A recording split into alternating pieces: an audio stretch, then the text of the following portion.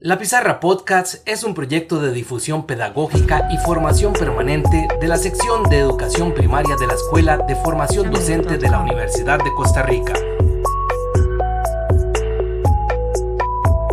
Estás escuchando La Pizarra Podcast con Jaime Ramos.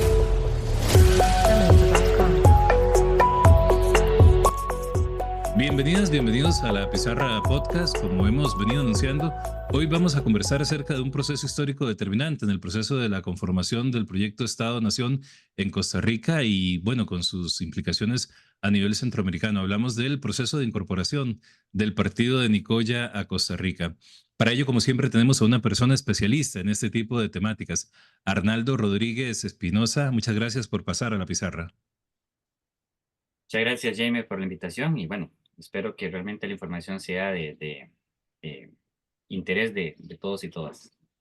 Arnaldo Rodríguez Espinosa es licenciado en enseñanza de los estudios sociales, es también máster en historia por la Universidad de Costa Rica y es doctor en educación por la UNED y también ha sido asesor regional de estudios sociales de educación cívica. Actualmente es asesor nacional en la Dirección de Gestión y Evaluación de la Calidad de la Educación. Ha publicado diversos artículos, ha participado en congresos nacionales, internacionales, ha sido conferencista, ponente y le agradecemos muchísimo que nos acompañe hoy para hablar de un tema que ha sido de los que más ha investigado, que tiene que ver con este proceso histórico trascendental en la historia de Costa Rica, como es la incorporación del partido de Nicoya a Costa Rica. Había publicado en el año 2015, Arnaldo, un artículo denominado, que le recomendamos leer a todas y todos, La incorporación del partido de Nicoya a Costa Rica, una supuesta autonomía en un proceso de larga duración, 1786-1824. Arnaldo, de nuevo agradecerte y tal vez para comenzar, empecemos por siempre la base referencial, ¿verdad? El acotamiento de la temática que tenemos el día de hoy. ¿Qué es el partido de Nicoya? ¿Qué fue el partido de Nicoya? Desde el punto de vista político, administrativo, territorial, desde su ubicación espacial y también su ubicación en una lógica, si se quiere, histórica. ¿Ok? Sí, a ver, digamos, hay que entender que cuando hablamos del partido Nicoya, ¿verdad? El partido Nicoya surge el 23 de diciembre de 1786 y queda iba a formar parte administrativamente de la Intendencia de Nicaragua, en este caso. Ahora bien, hay que entender que digamos, la relación del partido Nicoya, o para entender un poquito más atrás, ¿verdad? Recordemos de que el antecedente del partido Nicoya, digamos, la parte geográfica, tiene que ver mucho con lo que es el corregimiento, lo que era en corregimiento propiamente, ¿verdad? Y lo que era a partir de 1554 y la alcaldía mayor. Sin embargo, administrativamente sí había una diferencia, es decir, cuando hablamos de corregimiento de alcaldía mayor, había una relación, o sea, había una dependencia hacia Guatemala. No hay duda con respecto a eso. Sin embargo, cuando se da toda la reforma borbónicas propiamente y viene y se instauran las intendencias propiamente, que es una reorganización propiamente, una subdelegación, lo que se le llama también, ¿verdad? El partido de Nicoya queda, digamos, relacionado en la parte administrativa de manera tajante, ¿verdad? Con la Intendencia de Nicaragua, ¿verdad? Ahí es donde empieza esa relación, digamos, política, administrativa, sumamente cercana con respecto a Nicaragua, para entender un poco la lógica. Es decir, el partido Nicoya en ese momento no pertenece a Costa Rica, pero sí queda ligado administrativamente a Nicaragua. Pero vamos a ver más adelante dentro de la conversación que esa relación fue más cercana aún de lo que nosotros nos podríamos imaginar. Pero bueno, política y administrativamente, esa es como la reconfiguración que va teniendo el partido de Nicoya desde corregimiento, alcaldía mayor y el partido de Nicoya propiamente, que queda entonces ya ligado a la intendencia de Nicaragua. Es decir, esta región viene pues evolucionando desde los tiempos coloniales, desde el dominio español en lo que hoy es América Latina, a partir de las disposiciones o de los cambios institucionales o las reformas que se dan, como el caso de las reformas borbónicas en España.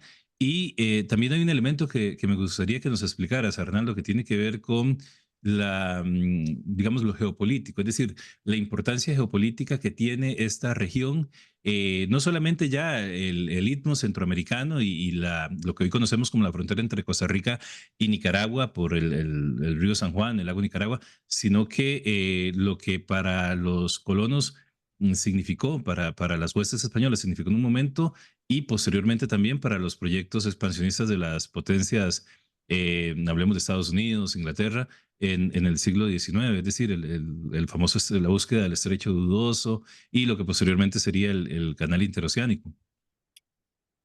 Sí, sí, sí, digamos, es que cuando se hace a ver, los españoles en el actual territorio costarricense, al primer lugar donde llegaron fue Nicoya, buscando el famoso estrecho Dudoso, ¿verdad? Ya cuando se identifica la Mar del Sur en 1513, por ejemplo, propiamente, logran llegar al Golfo de Nicoya y forman el primer asentamiento español que se llamaba Villa Bruselas, propiamente, ¿ok? En 1524, ya que la conquista de Costa Rica es hasta 1560, todavía técnicamente no existía. Incluso se funda la provincia de Panamá, perdón, de Nicaragua en 1527. Entonces, la región de Nicoya comienza hasta a convertirse en un punto de tránsito, ¿verdad? Importantísimo, en una ruta que conectaba Nicaragua propiamente y que posteriormente se va a utilizar también para la conquista de Costa Rica, porque recordemos que si bien la conquista de Costa Rica se hace también, inicialmente se da por el Caribe, pues los españoles llegan al Caribe primero, nunca llegaron por el Pacífico. La conquista realmente de Costa Rica se hace por el Pacífico, ¿verdad? Y bueno, ya hay estudios sobre eso, ¿verdad?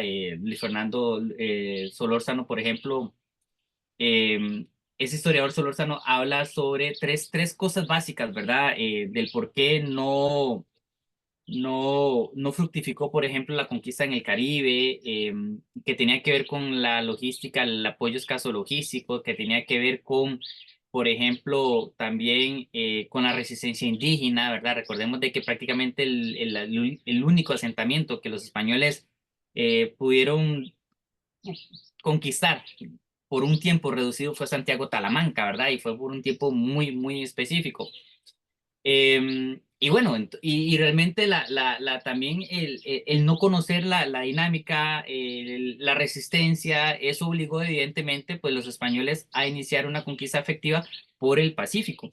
Y bueno, ya cuando se identifica la Mar del Sur, ¿verdad? Lo que conocemos actualmente como el Océano Pacífico, a partir de 1513, pues se va a iniciar ese recorrido, ¿verdad? Y llegan hacia lo que es el actual territorio costarricense, que es un asunto importantísimo, porque en ese momento no pertenecía, ¿verdad? Técnicamente a Costa Rica y geográficamente, sino que eso va a ser una reconfiguración, porque recordemos de que cuando se da el corregimiento en 1554, el corregimiento de Nicoya nace bajo un contexto relativamente cercano de las leyes nuevas. No sé si recordemos que las leyes nuevas se fundan en el 42, 1542, pero se hacen con una intención, no con la intención de, digamos, de cuidar, ¿verdad?, los derechos de los indígenas, sino que se habían dado cuenta que incluso los estudios de Luis Fernando Cibaja y Claudia Quiroz también lo evidencian, por ejemplo, que hay toda una hecatombe demográfica en la región de Nicoya de 1529 a 1554 aproximadamente, y hablan de un descenso poblacional del 82% aproximadamente, o sea, fue una catástrofe propiamente. Claro, los españoles se dan cuenta que al ritmo que avanzan o que se estaban desarrollando toda esta conquista, pues se iban a quedar sin su principal mano de obra barata, ¿verdad? Y lo que hacen las leyes nuevas no es defender los intereses, es tratar de retrasar de alguna manera esa explotación masiva para salvaguardar y tener mano de obra en un futuro, ¿verdad? Sí, Propiamente. es una estrategia de mantener, digamos, de garantizar los procesos de acumulación en cuanto al resguardo de la materia prima o de los recursos humanos, de verdad, de la explotación salvaje que hacían sobre las poblaciones indígenas. Esto que decís me interesa muchísimo, Arnaldo, y creo que es un poco la tónica de la entrevista, porque La Pizarra Podcast es un proyecto, como hemos dicho, como dijimos en el primer programa, que busca de alguna manera pedagogizar diferentes temas, no solamente de estudios sociales, como es el caso del que estamos conversando ahora, sino de diferentes temas que tienen que ver con la educación primaria en Costa Rica, pero posicionándonos desde los fundamentos de la pedagogía crítica, es decir, tratar de desmitificar, en el sentido popular del término, todos estos relatos, a veces edulcorados, a veces incluso fantasiosos, si se quiere, con respecto a ciertos momentos o ciertos procesos o ciertos personajes incluso de la historia. Entonces, muchas veces cuando escuchamos de las leyes nuevas, hablábamos de que, o se nos contaba anteriormente de que las leyes nuevas eran pensando en el bienestar de los indígenas, pensando en el bienestar de nuestros pueblos originarios, cuando realmente fue una medida simplemente para salvaguardar los intereses de la corona en cuanto a los procesos de explotación y de conquista y colonización que en ese momento se estaban realizando, como nos estás diciendo. Por supuesto, ¿verdad? En realidad parte de todo esa, y de ahí nace un contexto también del mismo corregimiento, que incluso hay hay un traslape propiamente entre el corregimiento y la alcaldía mayor de Nicoya. Uno se crea en el 54, 1554 y el otro en 1560. Por ejemplo, Claudia Quirós también con Solórzano han establecido que, digamos, el corregimiento se encargaba, lo que decían era que había una complementación. El corregimiento se encargaba del resguardo de la población indígena y la alcaldía mayor sobre los delitos mayores cometidos, o los delitos mayores, perdón, y los españoles que pasaban, que estaban, digamos, en tránsito propiamente. Entonces, uno se encargaba más de la parte, ¿verdad?, jurídica, legal, de alguna manera, mientras que el corregimiento se encargaba de la población indígena. Pero a través de la historia nos encontramos corregimiento o alcaldía mayor propiamente, ¿verdad? O sea, nunca estuvieron simultáneamente. Entonces, esa tesis, ¿verdad? Es complicada entenderla porque realmente hubo corregimiento, hubo alcaldía mayor y en realidad y en la parte y en la practicidad ambos tuvieron control sobre el territorio, ¿verdad? Entonces, eso sí se va a dejar, obviamente, pues bastante claro ya con la configuración del partido de Nicoya y su relación propiamente con la creación de las intendencias a partir del 23 de diciembre de 1786. Ahora bien, como vos lo decías ahora, lo mencionabas anteriormente, geopolíticamente la región de Nicoya se convirtió en una ruta de paso, en una ruta de paso hacia el norte, hacia Nicaragua, y posteriormente bajan y se enrumban hacia la conquista de Costa Rica por el Pacífico, ¿verdad? Entonces realmente Nicoya muy tempranamente se convirtió ya de las primeras incursiones de Andrés Niño y Andrés de Cereceda, por ejemplo, a partir de 1520, 1521, probablemente en la región, pues van a ser significativas y como te digo, eso va a ejemplificarse en la primera ciudad, el primer asentamiento español en 1524, como lo fue Villa Bruselas, que fue esporádico, no fue mucho tiempo, pero ya hay un primer asentamiento como tal y además hay evidencias de toda esa hecatombe demográfica, esa disminución masiva de la población indígena en la región, producto obviamente del trabajo forzoso, ¿verdad? De la encomienda y las rutas que hicieron, ¿verdad? Hacia otras regiones. Y bueno, ya entonces Nicoya muy tempranamente, incluso antes de la conquista de Costa Rica, ya había salido en el foco, ¿verdad? Histórico de la actual historia de nuestro país. Es importantísimo esto que nos decís, Arnaldo, porque vemos que, primero que todo, se convergen el elemento espacial, geográfico, para determinar la importancia geoestratégica de un posicionamiento, en este caso, vanguardia en el proceso de la conquista por el sector pacífico de Costa Rica, a partir de 1524, posteriormente lo que iba a ser el proceso de conquista de Costa Rica, y también la relación que empieza a tener con Nicaragua, que ya tenía asentamientos previos, ¿verdad? En esa búsqueda, en primera instancia, del estrecho dudoso. Entonces, ¿cómo se configura lo histórico, lo social, lo económico con las leyes nuevas, pero también lo geográfico, explicando un fenómeno y un proceso que es lo que nos atañe hoy? Y esto nos lleva a otra forma, de alguna manera, perdón, correlacionar los distintos procesos de la historia de Costa Rica.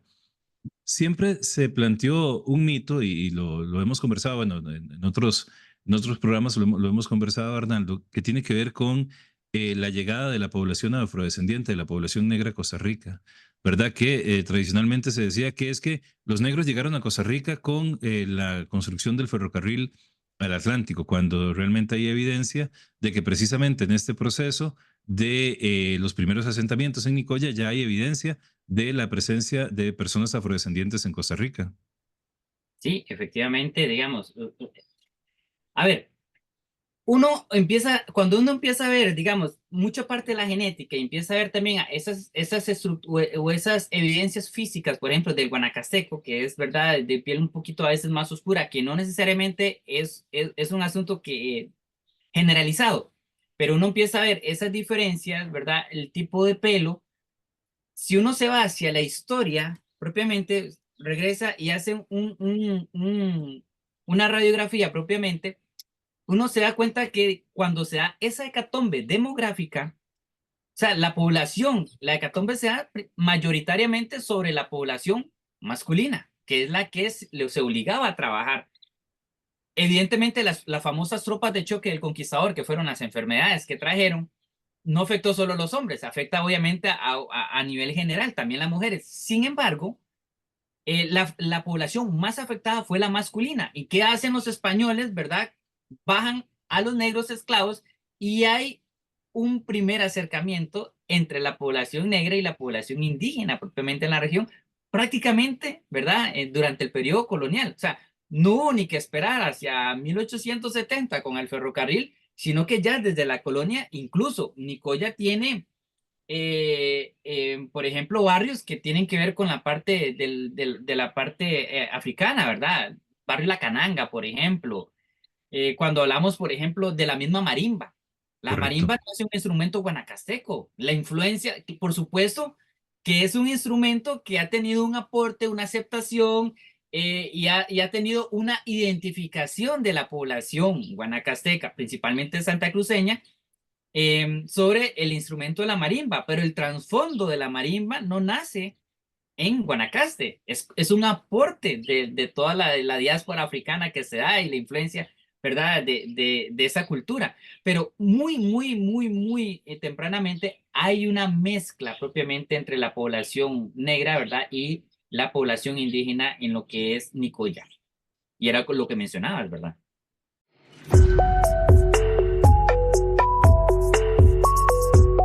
Jamendo.com.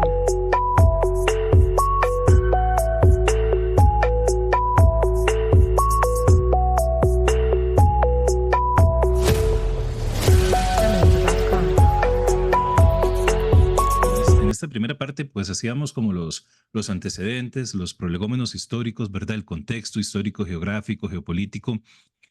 Todo esto nos acerca desde la llegada de los españoles a los territorios centroamericanos, a lo que hoy es Centroamérica, la fundación en 1524 de la alcaldía del corregimiento, que luego a progresar o van a evolucionar hacia otro tipo de institucionalidad a partir de las reformas borbónicas y ya esto nos va acercando al momento histórico en el cual queremos profundizar en este programa de la Pizarra Podcast, que es el proceso de incorporación del partido de Nicoya, Costa Rica, un proceso que vos decís que es de larga duración. Entonces, te voy a hacer, a partir de eso que vos afirmaste en el artículo, te voy a hacer dos preguntas. Una, que tal vez entonces vayamos acotando el contexto histórico inmediato, los procesos de independencia, la Constitución de Cádiz, que empiezan a hacer como el contexto inmediato en donde se va a generar este proceso. Y finalmente, en qué consistió este proceso de incorporación. Tal vez podamos hablar de la discusión que a veces se da o que se le da tal vez excesiva importancia, que no digo que no la tenga, pero digo que se le da excesiva importancia sobre que si es unión, anexión, incorporación, ¿verdad?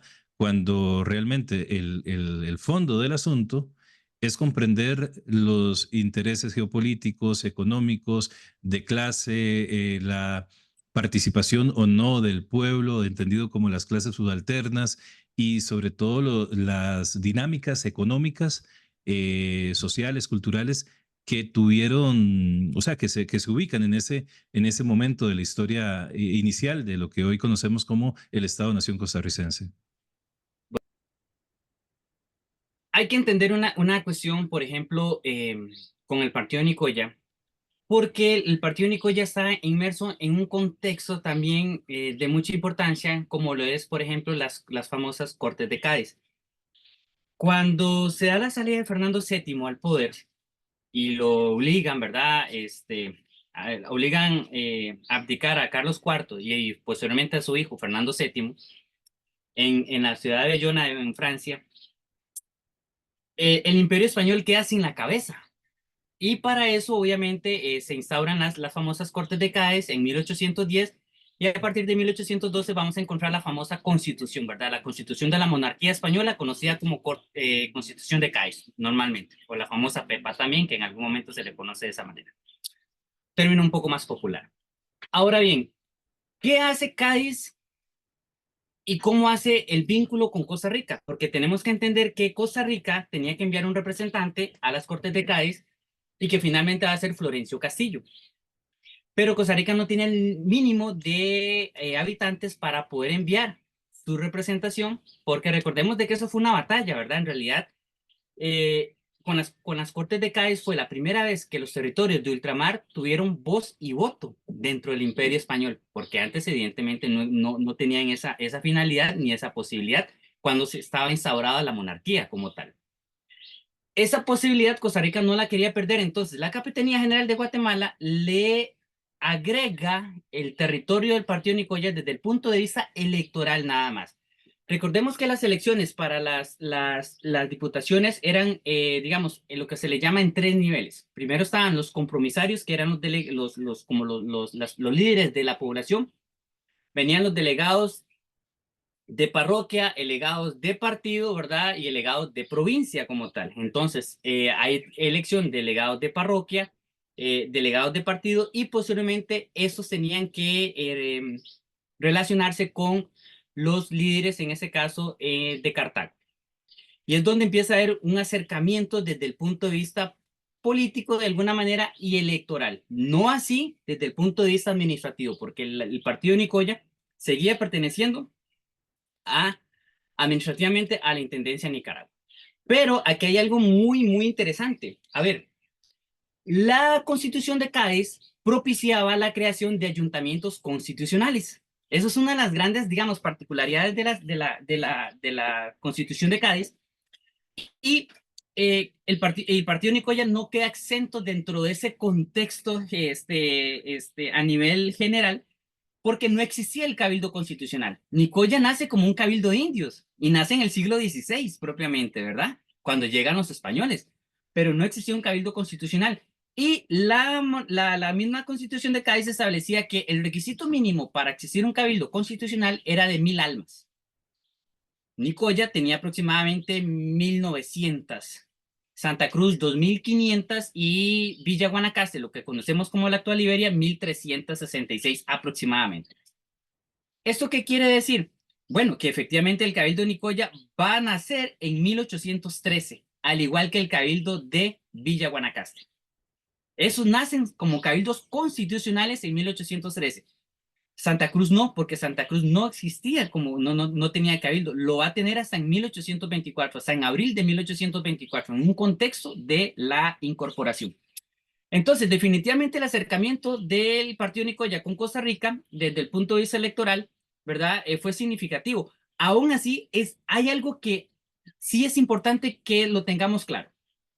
Lo dice una historiadora nicaragüense, Francis Kirsch. Tiene una frase que a mí, siempre que la escuché, ha sido emblemática. Me encanta porque lo dice tan metafóricamente y tan lindo que uno entiende esta relación. Cuando ella dice que la relación del partido Nicoya con Costa Rica no fue un amor a primera vista ni un rapto a medianoche. Y efectivamente, porque si nosotros nos vamos hacia atrás, existían vínculos comerciales del partido Nicoya con Costa Rica a través del comercio del cebo, por ejemplo, la vela, por ejemplo, y hacia Panamá también. Entonces, la relación del partido Nicoya con Costa Rica había sido económicamente muy cercana. De hecho, digamos, uno entiende esa relación desde prácticamente 1700 en adelante, porque hay una cuestión que tenemos que tener claro. La población en ese momento era una población móvil.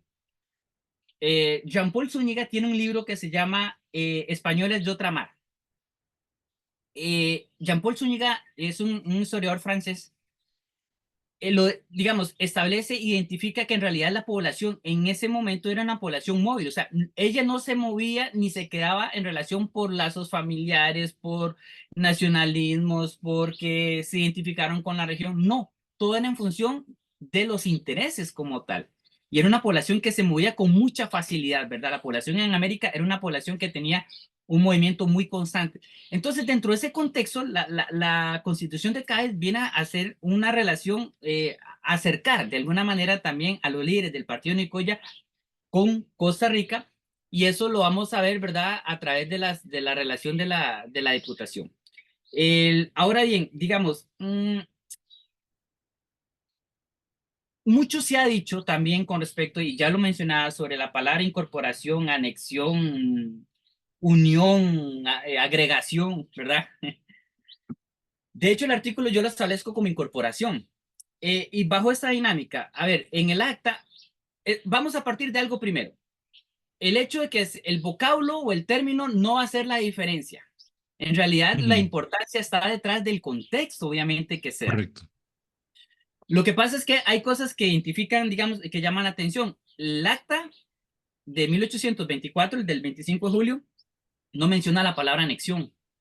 Los documentos del Cabildo de Nicoya, 1820 al 24, no mencionan el término de anexión. Y es importante que arrancamos de 1820 y no antes, por una razón muy básica. A ver, a Fernando VII lo obligan a abdicar en 1808. Se queda sin la corona, viene la Constitución de Cádiz, y en 1814 Fernando VII regresa al poder y vuelve a salir hasta 1820. Entonces, ese lapso, ¿verdad? No tenemos, o sea, queda sin efecto la Constitución de Cádiz, las Cortes, porque regresa a la cabeza de la monarquía como tal. Recordemos de que en realidad las Cortes van a hacer que en este caso, como no hay presidente, la Asamblea Legislativa toma control sobre esa parte, ¿verdad? Si lo queremos saber un poco a contexto propiamente, Ujú. porque las diputaciones representan esa parte. Y de alguna forma con la influencia de la influencia de Napoleón Bonaparte y toda la Por tema de supuesto, ilustración, del por liberalismo en supuesto, aquel ¿verdad? tiempo. Porque José Bonaparte es el que queda liderando, ¿verdad? España cuando abdica Fernando VII, ¿verdad? En 1808. Pero bueno, en realidad esa parte es interesante porque esa relación es significativa incluso cuando, digamos, cuando encontramos que el partido Nicoya se crea en 1813. Ya en 1814 viene Fernando VII, no encontramos actas del Cabildo hasta 1820, por eso es que hago ese lapsus de 1820 al 24. Pero no encontramos también el término de anexión. En los documentos de 1824, 25, 26, 27, 30, no se menciona el término anexión. Entonces, lo que se ha, digamos, a través de los estudios, lo que se ha identificado es que el término anexión es un término un poco más, digamos, provocativo, ¿verdad? Lo que hizo, por ejemplo, de Estados Unidos cuando se anexó toda la parte de Texas, Bajo California, que lo hace de una manera impositiva. El partido Nicoya no lo Ujú. hace de esa manera como tal. Entonces, además de eso, es muy interesante. La efeméride del 25 de julio, la que avala la Asamblea Legislativa, y lo hace en 1938, y lo establece como la incorporación del partido de Nicoya. En el decreto 2034 de 1956 sigue hablando en el artículo primero, de la incorporación del partido de Nicoya. O sea, es un asunto, o sea, la efeméride que la misma asamblea avala, habla de incorporación, aunque en el decreto ya de 1956 eh, establece el término anexión cuando habla de que hay que crear un libro de verdad Eso, sobre la eso te anexión, iba, eso te iba a ¿verdad? preguntar, digamos, desde el punto de vista historiográfico, si tenemos que en los documentos históricos de primera, o sea, en las fuentes primarias, en los documentos de primera mano, no se menciona el término anexión y que después, desde el punto de vista normativo, que es lo que le da la oficialidad a la conmemoración de este proceso histórico, se habla de incorporación. Entonces, ¿en qué momento es que se empieza a utilizar anexión y cómo se hegemoniza? O sea, ¿cómo llega a ser el término que conocemos desde tempranas edades en el sistema educativo, etcétera? A ver, digamos, hay momentos incluso en la prensa, de que empiezan a utilizar el término anexión, incluso la misma prensa critica el uso del término anexión. Por ejemplo, un artículo en 1900 habla de que en realidad la palabra anexión no debe utilizarse porque no hubo una anexión, ¿verdad? Lo que hubo fue una agregación, una unión. Hay estudios que en realidad uno no podría aventurarse a decir es que fue a partir de ahora, pero hay estudios académicos que empiezan a tener peso. Dos estudios, por ejemplo, el de Carlos Meléndez Chaverri de 1963 es una publicación que lo hace en el periódico La Nación que se llama La verdad histórica sobre la anexión del partido de Nicoya a Costa Rica. Y ya empieza a hablar, ¿verdad? Desde el punto de vista académico, la anexión. El libro de Luis Fernando Cibaja de 1974, la primera edición, que fue el del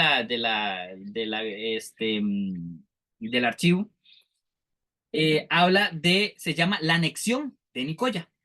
Y uno también empieza a entender, digamos, y uno dice, bueno, la anexión de Nicoya o la anexión del partido de Nicoya. Y esto me sirve para explicar, por ejemplo, que en realidad, cuando las autoridades de Costa Rica envían la invitación el 5 de marzo de 1824 al partido, lo envían a Villa Guanacaste, a Santa Cruz y a Nicoya. Villa Guanacaste rechaza la invitación de plano en mayo de 1824, aduciendo relaciones de parentesco, flujo económico, ¿verdad? Y la cercanía que tenía con Nicaragua, con Rivas en ese momento. Santa Cruz toma la decisión en junio de 1824, pero dentro de la decisión que toma el Cabildo de Santa Cruz es que va a apoyar la decisión que tome el Cabildo de Nicoya. Y claro, uno podría entender de alguna manera porque el Cabildo de Santa Cruz se crea en abril de 1824, unos meses antes. A pesar de que Santa Cruz había intentado crearlo desde mucho antes, Nicoya sabía que la creación de un ayuntamiento de Santa Cruz iba a, digamos, a complicar aún más la relación, ¿verdad? Y la comunicación de por sí ya tensa, por ejemplo, que tenía con Villa Guanacaste. Santa Cruz, bueno, terminan avalando la creación. Santa Cruz dice, apoyamos lo que tome, la decisión que tome el Noble Cabildo de Nicoya, y Nicoya termina tomando la decisión el 25 de julio. Por eso es que existe solo un acta del partido, porque la decisión finalmente terminó cayendo solo en Nicoya, aunque con el apoyo de Santa Cruz, de ahí la legitimidad, por ejemplo, porque en la parte poblacional representaban aproximadamente un 77%. Pero ahí entonces uno empieza a entender por qué solo existe un acta, ¿verdad? Deberían existir en teoría tres, pero solo es una, porque Villa Guanacaste va a aceptar prácticamente la incorporación hasta 1864. Ahora, por eso es que el término sobre incorporación agrega, de hecho los documentos que habla el acta, habla de unión y agregación nada más. Esos son los dos términos que se utilizan. Y el de incorporación es un término digamos, que se desarrolla a partir del aval de la efeméride. Incluso si ustedes leen el último decreto, creo que la reforma se hizo en 1999 aún sobre el partido de Nicoya, cuando se le incluyeron unos datos como por ejemplo que el Consejo de Gobierno iba a ser en Nicoya y no en Santa Cruz como antes rodaba y Liber y todo lo demás. Pero en ese decreto, si ustedes siguen viendo el artículo, habla sobre la incorporación del partido de Nicoya y es el que sigue vigente.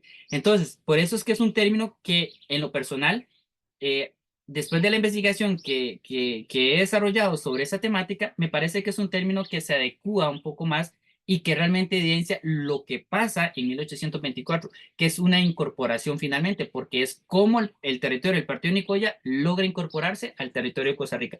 Pero la incorporación no queda en 1824, que es un asunto que me imagino que vamos a hablar un poquito más adelante y no me voy a adelantar. Bien, hablábamos de que también digamos, uno de los objetivos que tenemos en este programa es desmitificar, digamos, tener claridad en cuanto a las verdaderas razones que impulsan el proceso histórico en cuanto a sus actores, a sus interlocutores, y uno tiene que ver con lo económico, es decir, generalmente se traslada la motivación original de anexarse o de incorporarse a Costa Rica por el cabildo abierto y del pueblo, de los trabajadores, de los campesinos, las campesinas, cuando realmente hay intereses de clases manifiestos, intereses económicos. Y para comprenderlos, para comprender qué motivaciones hay en cuanto al proceso de incorporación o no, porque fue una invitación que extendió el gobierno del naciente Estado costarricense, podríamos entender cuáles, o nos podrías explicar más bien cuáles son las relaciones y dinámicas comerciales, económicas que tenían lugar entre lo que hoy es Punta Arenas, Guanacaste, entendido como provincia hoy, como el partido de Nicoya, Y Nicaragua, digamos, ¿cuáles eran las dinámicas económicas que al final son las que van a ser determinantes para la incorporación del partido de Nicoya a Costa Rica? Ok, vamos a ver. Aquí hay un asunto que sí es importante y vos lo decís también muy elocuentemente, desmitificar ciertas cosas. A ver, siempre hemos visto la incorporación del partido de Nicoya porque Costa Rica, ¿verdad? ¿Por qué es importante la incorporación del partido de Nicoya? Porque se le agregó más territorio a Costa Rica, porque hay un enriquecimiento cultural, comidas, tradiciones, ¿verdad? Pero mucho tiene que ver, ¿verdad? Con esa parte de alguna manera, muy tenue, ¿verdad? Sobre el aumento del territorio. Pero aquí hay un asunto que dejamos de vista ciertas cosas. A ver, en realidad la opción de incorporarse a Costa Rica, o sea, Costa Rica necesitaba sí o sí el territorio del partido de Nicoya, mientras que el territorio del partido de Nicoya no necesariamente necesitaba a Costa Rica. Porque históricamente hemos visto como la necesidad, como que Costa Rica era, ¿verdad? Esa figura, ¿verdad? Emblemática de que quería propiamente, que era la mejor opción. Pero habría que ver, ¿verdad? En el contexto, por qué significó de alguna manera la mejor opción. Vamos a comenzar con algo tan básico. Quien envía la invitación a los tres ayuntamientos de invitar a unirse, quien hace quien toma la iniciativa de invitar a esa unión es Costa Rica, no es el partido de Nicoya. Eso es un asunto que también tenemos que dejar claro como tal. Ahora, ¿por qué lo hace Costa Rica? Porque nosotros tenemos que entender el contexto de 1824. ¿Cuál es el contexto? Bueno, venimos de una independencia en 1821. Es más, el hecho de que se diga que la independencia es el 15 de septiembre, si es el 29 de octubre. Bueno, hay un dato que es interesante. En el actual territorio costarricense, el primero en independizarse del Imperio Español fue el partido de Nicoya. Lo hizo el 26 de octubre de 1821, ¿verdad? Si se quiere hilar un poco más fino, que no es la idea, evidentemente, ¿verdad? Porque hablamos de procesos.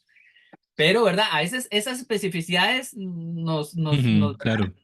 nos contradicen ciertas cosas. Ahora bien, ¿qué pasa con respecto a ese contexto? Venimos de la independencia, hay reconfiguración de los estados nacionales propiamente y Costa Rica ocupaba el partido de Nicoya. ¿Por qué razón? Bueno, una, geográfica, sí, pero además tenía que ver con los límites. A ver, Costa Rica, el partido de Nicoya, y eso es un asunto interesante, el partido de Nicoya no tiene una autonomía como tradicionalmente lo hemos visto, que es que tenía la autonomía si quería pertenecer a Costa Rica, si quería pertenecer a Nicaragua, él podía tomar su propia decisión. Y les voy a dar tres elementos del por qué esa supuesta autonomía no existió. La primera está en el acta, donde le dice a las autoridades de Costa Rica que lo defienda ante una eventual invasión de Nicaragua, pues en el partido no hay más que 26 fusiles inútiles, literalmente lo dice.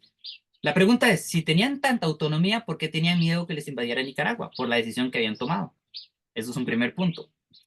Dos, en diciembre de 1825, el Congreso Federal toma un acuerdo y lo que dice es que ante las reiteradas solicitudes de los ciudadanos, ciudadanos del territorio, del antiguo territorio del Partido de Nicoya, de que el territorio sea segregado de Nicaragua y agregado a Costa Rica, el Congreso toma la decisión de manera parcial que el territorio del partido de Nicoya continuará segregado del Estado de Nicaragua y agregado al de Costa Rica.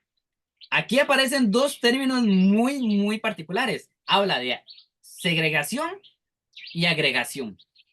Ahora, entonces la pregunta es, si tenía tanta autonomía, ¿por qué lo estaban segregando de un lado para agregarlo del otro?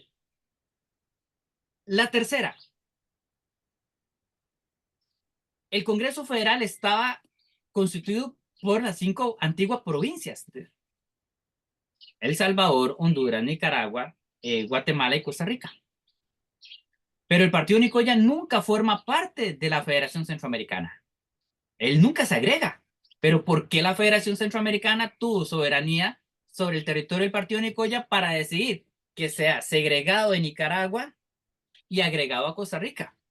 La única manera y la única explicación que uno podría entender es que el partido de Nicoya pertenecía a un estado miembro del Congreso Federal, que no era Costa Rica. Entonces, si no era Costa Rica, ¿a quién pertenecía? Otro aspecto también llama la atención, y ese es el cuarto. Y con eso finalizo esta parte. La incorporación no termina el 25 de julio y no queda agregado de una sola vez. Y lo vemos, digamos, en un documento oficial.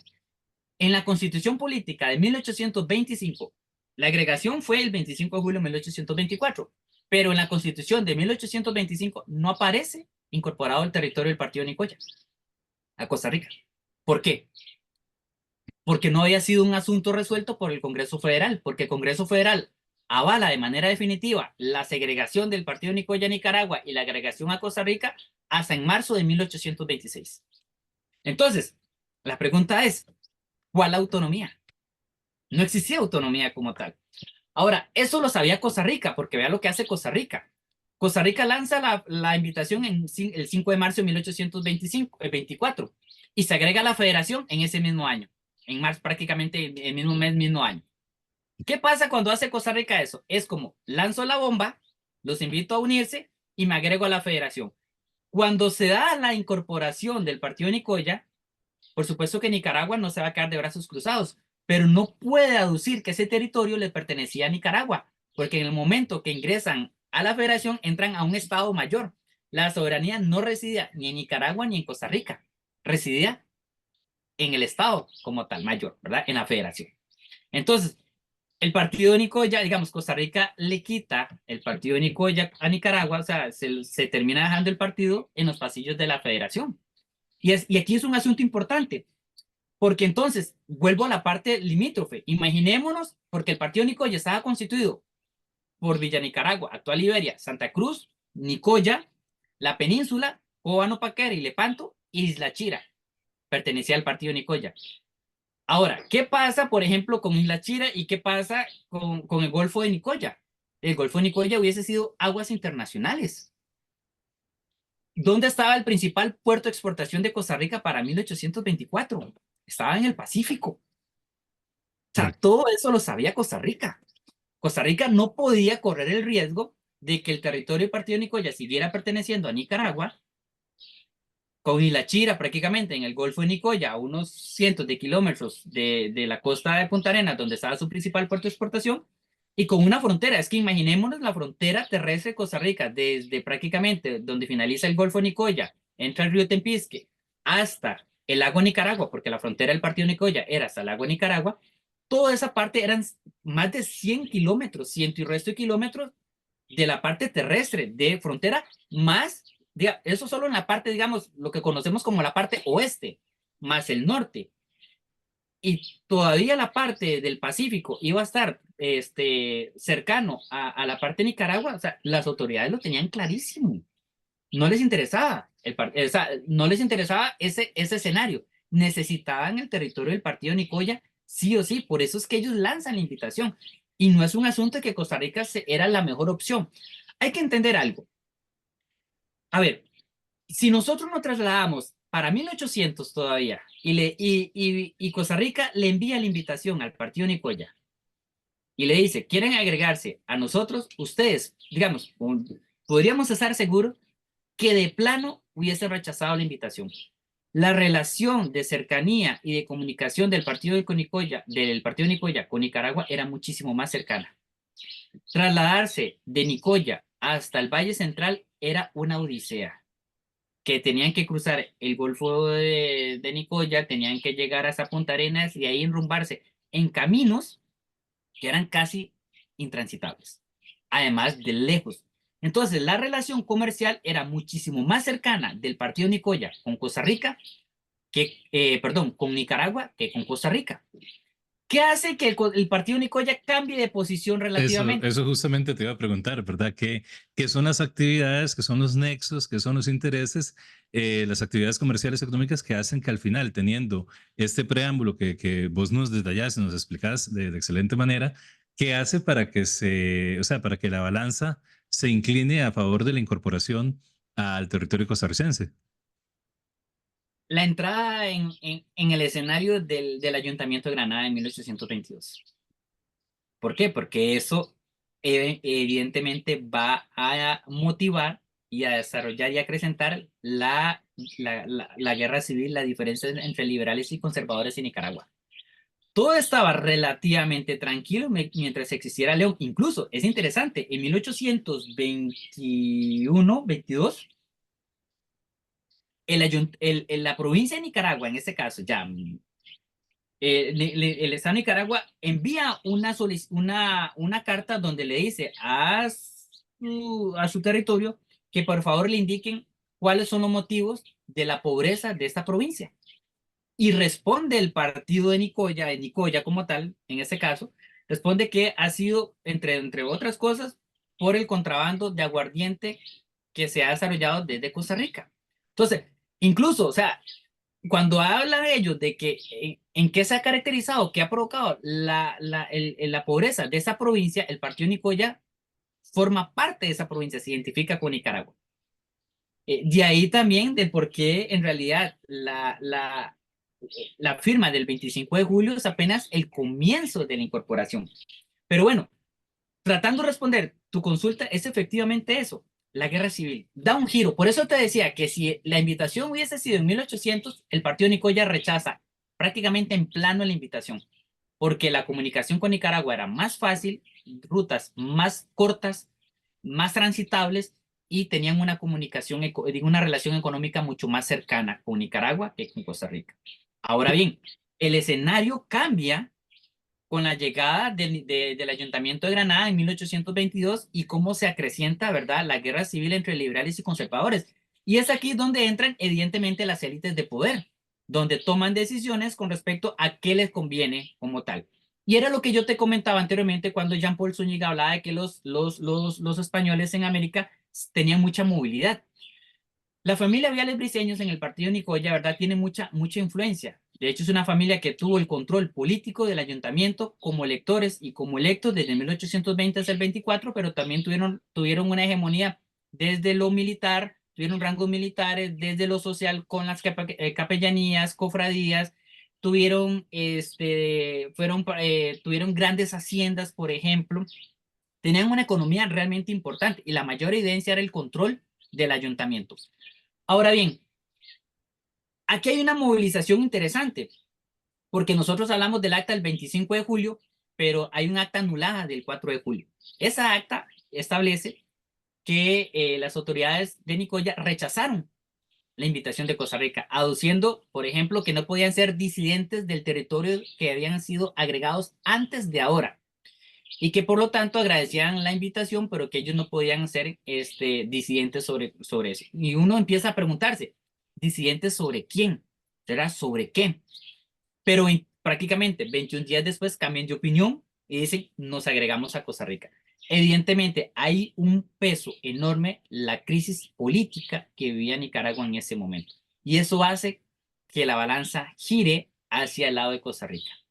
Pero por una cuestión de estrategia, de relaciones económicas y de cercanía, el partido Nicoya tenía mucho más vínculo con Nicaragua que con Costa Rica. Envíanos tus temas de interés, tus comentarios y sugerencias. Escríbenos a la página de Facebook Educación Primaria UCR. Somos La Pizarra Podcast, tu formación permanente. Síguenos y suscríbete en iVoox y Spotify. Somos La Pizarra Podcast, tu formación permanente.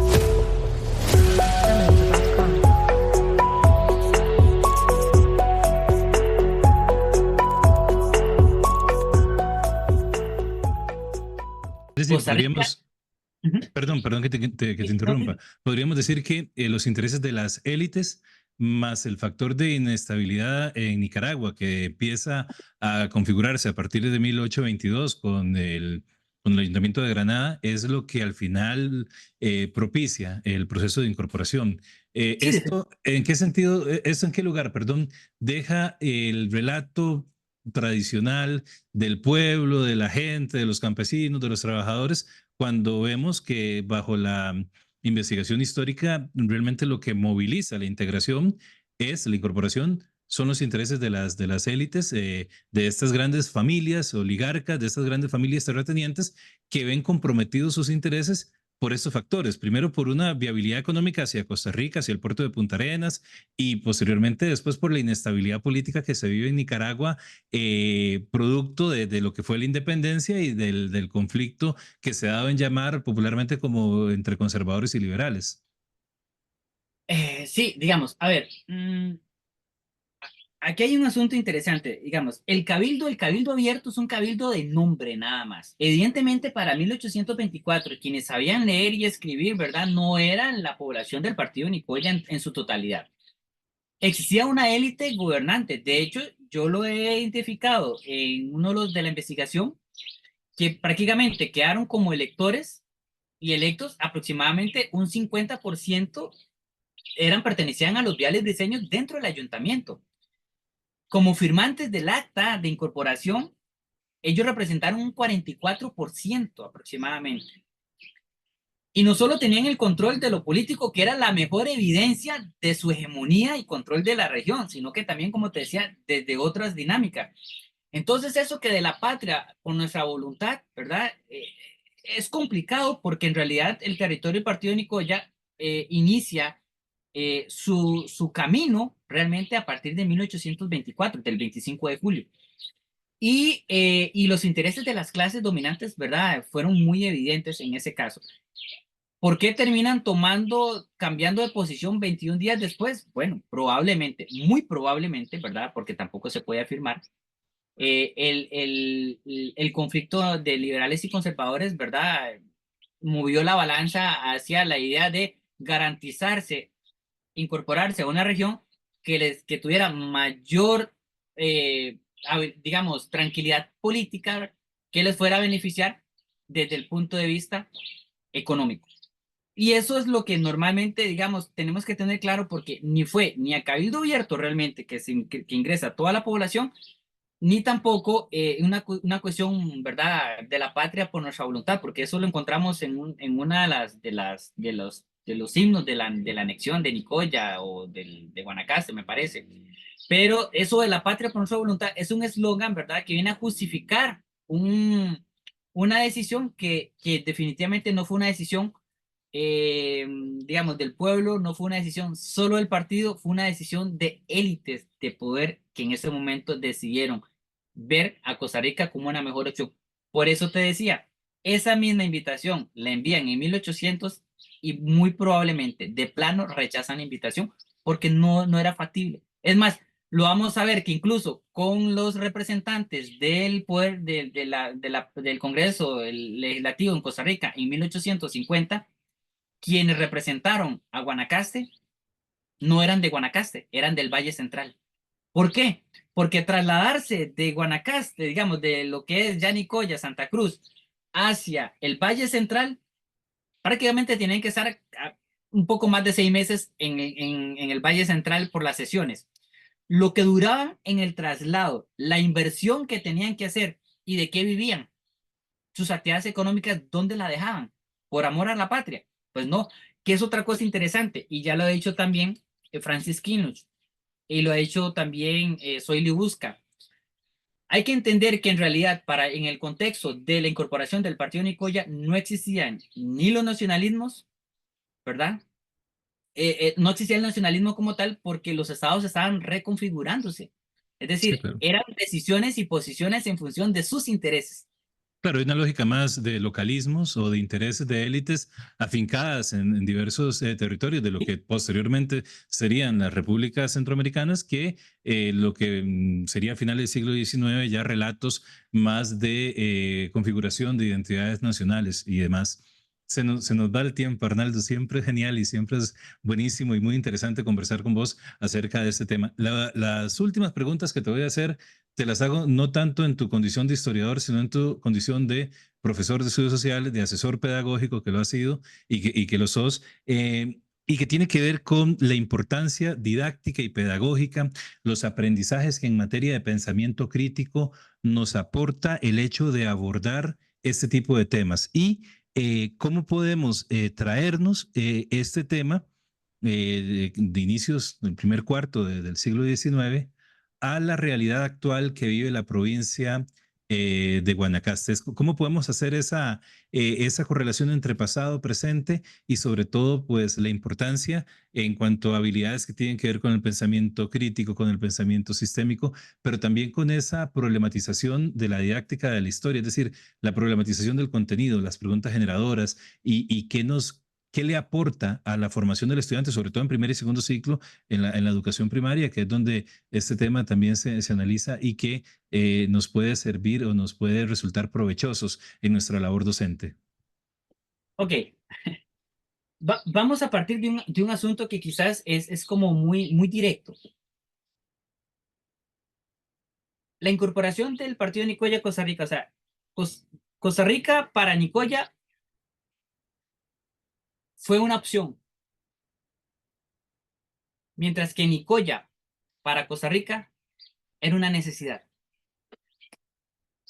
Vamos a verlo en esos dos planos. A ver, una de las cuestiones que tenemos que ver es que tenemos que dejar de lado esos relatos tradicionales, muy por encimita de que es que la importancia fue la integración territorial, la importancia fue, por ejemplo, las costumbres, las tradiciones. Sí, todo eso viene a retroalimentar, pero que hay un trasfondo realmente que tenemos, no podemos dejar de lado, y es un asunto que también es irónico, porque siendo una necesidad para Costa Rica, el partido de Nicoya posteriormente queda en el olvido.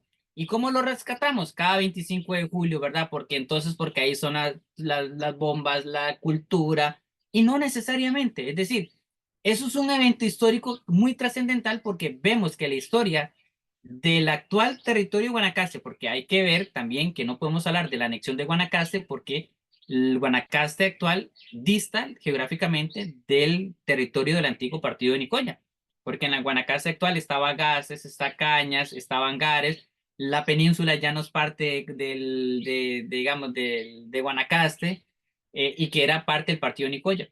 Entonces, un asunto importante es ver realmente históricamente que la región de Nicoya, desde la llegada de los españoles, entró en el plano político de manera muy temprana. O sea, no podemos incluso verlo solo como el partido de Nicoya, sino que todo hay un antecedente histórico, como una ruta de paso, una mezcla, por ejemplo, en la parte cultural. Si hablamos parte cultural, podemos regresarnos incluso hasta la colonia. Pero desde el punto de vista, desde la incorporación del partido de Nicoya, lo que sí me parece que pedagógicamente deberíamos de rescatar también es la historia un poco más cercana a lo que fue, no de manera tan bonita como lo, ¿verdad? Y no vista solo desde el Valle Central, porque lo hemos visto solo desde el Valle Central, o sea, una visión un poco valle centralista todavía, un poco irónico de lo que significó el partido, pero en realidad el partido de Nicoya significa muchísimo más, porque no es solo un aporte cultural, no solo es una parte territorial, es un asunto también de resguardo, de reconfiguración del Estado, del aporte, por ejemplo, de la tranquilidad de Costa Rica en la misma construcción de su Estado, ¿verdad? Teniendo claro sus fronteras. Y cuando hablabas ahora que es un proceso de larga duración, no es un proceso, es un proceso que se inicia en 1786 con la configuración del partido y que termina prácticamente en 1858. ¿Y en qué contexto? Con con el Tratado de Cañas Jerez. Hasta ahí se termina el problema del partido de Nicoya, las diferencias entre Costa Rica y Nicaragua. Por eso hablo que es un proceso de larga duración. Entonces, más allá de las costumbres, más allá de la parte territorial, a mí sí me parece que obviamente, tiene que haber un sustento un poquito más histórico del saber y de comprender que no es simplemente la parte territorial, no es tanto la parte cultural, sino que también, además de eso, es también la importancia geopolítica de alguna manera que tenía el partido de Nicoya para Costa Rica, porque por eso te decía, Costa Rica para el partido de Nicoya era una opción, mientras que el partido de Nicoya para Costa Rica era una necesidad, había que resguardar sus fronteras, había que reconfigurar el Estado Nacional, el Estado Nacional estaba en reconfiguración. Entonces, a mí me parece que desde el punto de vista pedagógico sí podríamos hacer esa relación un poquito más entre lo histórico y lo actual, porque nosotros lo seguimos viendo. Lo actual entre costumbres y tradiciones, que también es un asunto que no podemos dejar de lado.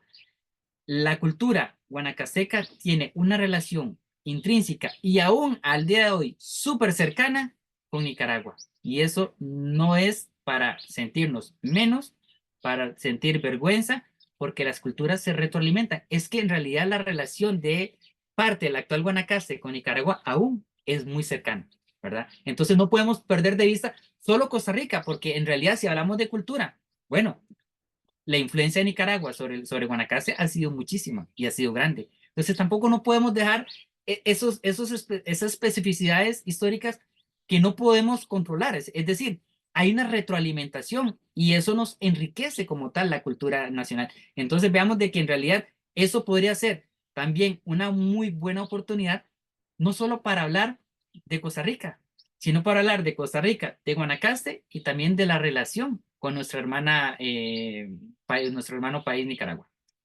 Muy bien, los estudios sociales como un campo transdisciplinar en donde convergen la economía, la política, la geografía, desde luego la geopolítica, la historia, lo sociológico y que nos permiten comprender lo social, lo histórico, pero también lo actual para derribar un montón de mitos, como vos decías, acerca de esos enfermizos nacionalismos o esa tendencia a la superioridad o esos cuentos de hadas que muchas veces nos narraban y que no hacen más que alimentar en muchas ocasiones posicionamientos xenófobos o racistas que no tienen ningún sustento teórico y que le hacen mucho daño a la convivencia pacífica y democrática.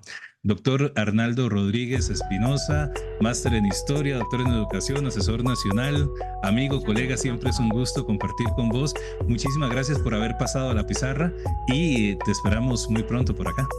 No, muchísimas gracias por la invitación y quedo a sus órdenes. Muchas gracias, Jamer.